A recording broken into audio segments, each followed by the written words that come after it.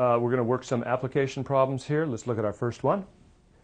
One number is 3 times as large as another. The sum of their reciprocals is 16/3. Find the two numbers.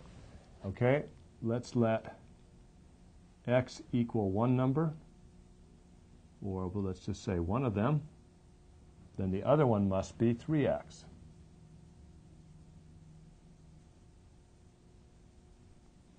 Okay, the sum of their reciprocals is 16/3. So the reciprocal of x is 1 over x.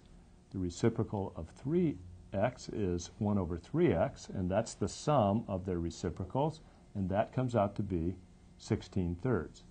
Now, to solve this equation, I look for my least common denominator for all three denominators. I see that it's 3x, so I multiply this side by 3x, and I multiply this side by 3x. 3x times 1 over x is 3. There's my plus sign.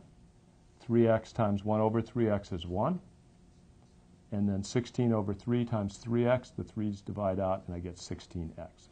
So I end up with 3 plus 1, which is 4, is equal to 16x. I divide both sides of this by 16, and I'm going to end up with, over here, x equal 4 divided by 16, which is 1/4. So one of my numbers then turns out to be 1/4, and the other number turns out to be 3 times that, which is 3/4. And the sum of the reciprocals of 1/4 and 3/4 turns out to be 16/3. Let's look at our next problem. One plane can travel 20 miles an hour faster than another. One of them goes 285 miles in the same time it takes the other to go 255 miles. What are their speeds? So I've set up a little table here, like the tables that we use in the book to do these problems. Let's let the speed, the rate or speed of the first plane be x. Then the other plane is 20 miles an hour faster than that, so it's going to be x plus 20. Now, one plane travels 285 miles in the same time it takes the other plane to travel 255 miles.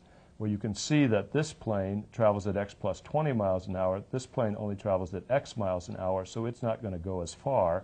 So the 255 miles goes with this plane, and the 285 miles goes with this plane. The next thing I want to do is fill in these two squares, and I'm going to fill them in using the formula distance is equal to rate times time. Since I want to fill in the time squares, I'll solve this for t.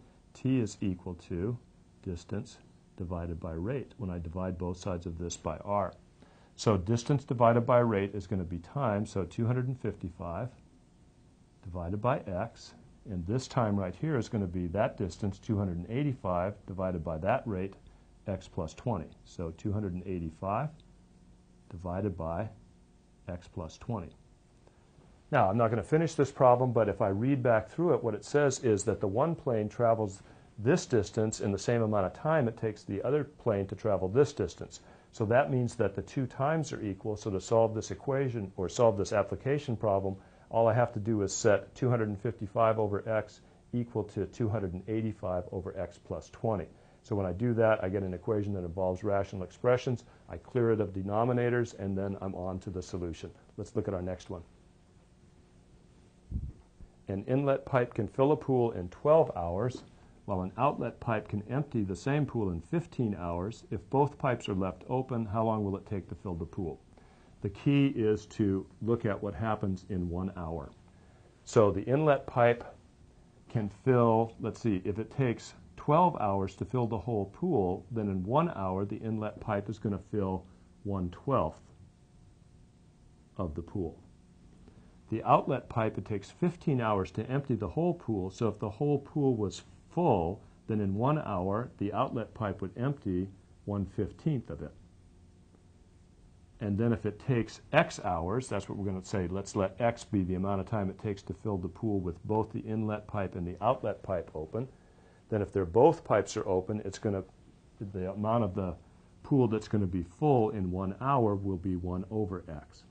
So I set up my equation this way. I say the amount that goes in 1 hour from the inlet pipe minus the amount that drains out in 1 hour from the outlet pipe must be equal to the total amount or the fraction of the pool that's full in 1 hour with both pipes open.